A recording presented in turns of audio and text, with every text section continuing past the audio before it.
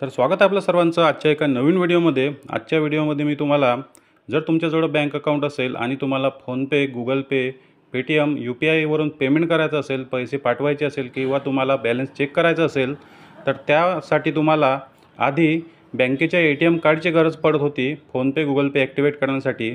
पण तुम्हाला आता आधार कार्डचा वापर करून तुम्ही आपलं फोनपे आणि गुगल पे यावर व्यवहार करण्यासाठी ॲक्टिवेट करू शकता। तर ते कशा प्रकारे करायचं आहे मी तुम्हाला पूर्ण प्रोसेस या व्हिडिओमध्ये समजून सांगणार आहे। कारण लाडक्या बहिणीच्या योजनेचे पैसे आल्यामुळे भरपूर महिला बँकेमध्ये सुद्धा चक्रा मारत आहे, तर त्यांना स्वतःचं फोनपे, गुगल पे ॲक्टिवेट करून या ठिकाणी बॅलन्स चेक करून व्यवहार करता येईल। तर सर्वात आधी आपल्याला गुगल प्ले स्टोअरवर जाऊन फोनपे ही ॲप्लिकेशन डाउनलोड करायची आहे आणि ओपन करून घ्यायची आहे। तुमचा मोबाईल नंबर मागितला जाईल। जो मोबाईल नंबर तुमच्या बँकेला लिंक आहे तो मोबाईल नंबर तुम्हाला या ठिकाणी टाकायचा आहे। मोबाईल नंबर टाकल्यानंतर तुम्हाला या ठिकाणी प्रोसीड करायचं आहे। प्रोसीड झाल्यावर त्या मोबाईल नंबरवर एक ऑटोमॅटिक OTP येईल आणि तो ऑटोमॅटिक सबमिटसुद्धा होईल।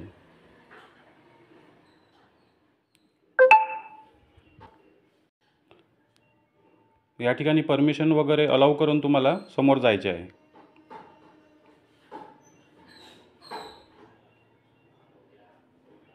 तर या ठिकाणी आपण पाहू शकता या ठिकाणी बँकेचं ऑप्शन ओपन झालेलं आहे की तुम्हाला सध्या कोणती बँक या ठिकाणी लिंक करायची आहे।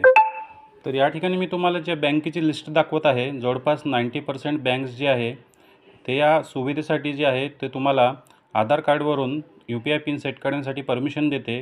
आणि काही सिलेक्टेड बँक जे आहेत त्यांनी अजूनपर्यंत ही सर्व्हिस सुरू केलेली नाही। त्यामध्ये बँक ऑफ इंडियासुद्धा ही एक बँक आहे की जी तुम्हाला आधार कार्डवर UPI पिन सेट करण्याची परमिशन देत नाही। पण 90% बँक तुम्हाला या ठिकाणी मिळून जाईल की तुम्ही तुमचं अकाउंट फोनपे, गुगल पेला लिंक करू शकता। तर या ठिकाणी तुम्ही तुमची बँक लिस्टमध्ये असेल तर ही प्रोसेस करू शकता। जर तुमची बँक लिंक नसेल तर तुमच्याकडे ATM डेबिट कार्ड किंवा क्रेडिट कार्ड जर असेल तर तुमचं अकाउंट ॲक्टिवेट या ठिकाणी होऊन जाईल। मला या ठिकाणी स्टेट बँक ऑफ इंडिया या अकाउंटवर लिंक करायचं आहे, तर त्या बँक अकाउंटवर आपण क्लिक करूया। आणि तुमच्या मोबाईल नंबर जो बँकेला लिंक असेल आणि जो आधारला लिंक असेल तो त्या मोबाईलमध्ये असला पाहिजे।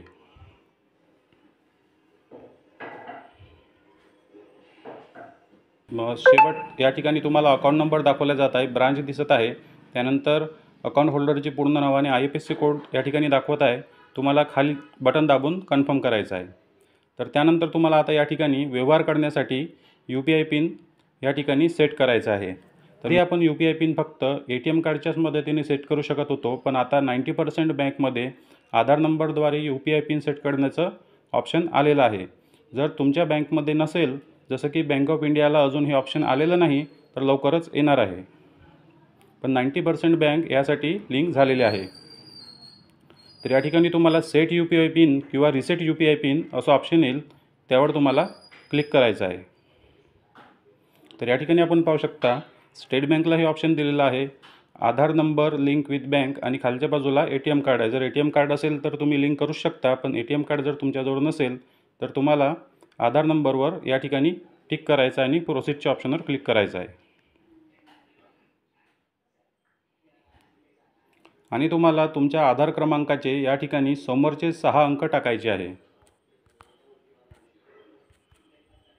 समोरचे 6 अंक टाकल्यानंतर तुम्हाला या ठिकाणी प्रोसीड करायचं आहे। तर या ठिकाणी तुम्हाला आधार नंबरवरचा आधी OTP येईल, तो OTP तुम्हाला या ठिकाणी सबमिट करायचा आहे। त्यानंतर तुम्हाला बँकेकडून एक OTP येईल, तो सुद्धा तुम्हाला या ठिकाणी सबमिट करायचा आहे। तर तुम्हाला तुमचा UPI पिन सेट करण्यासाठी ऑप्शन येईल।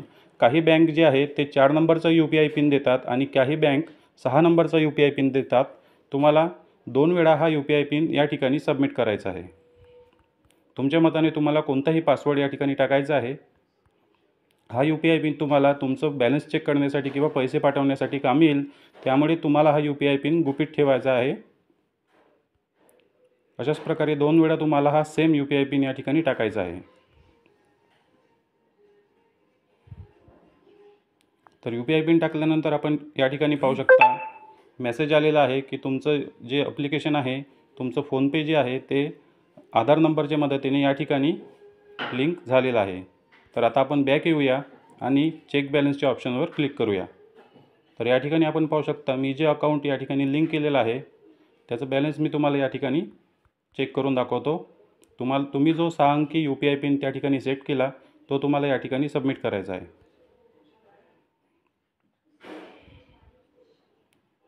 तर या ठिकाणी बॅलन्स दाखवला जात आहे म्हणजे आपला UPI पिन आधार नंबरच्या मदतीने सेट झाला. जर तुमच्याजवळ डेबिट कार्ड नसेल किंवा क्रेडिट कार्ड नसेल तर तुम्ही आधार नंबरच्या मदतीने आता Google Pay, PhonePe, Paytm वापरू शकता.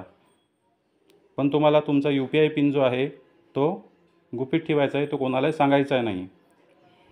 जर आपल्याला व्हिडिओ आवडला तर व्हिडिओला लाईक आणि चॅनलला सबस्क्राईब नक्की करा. भेटूया नेक्स्ट व्हिडिओमध्ये. धन्यवाद.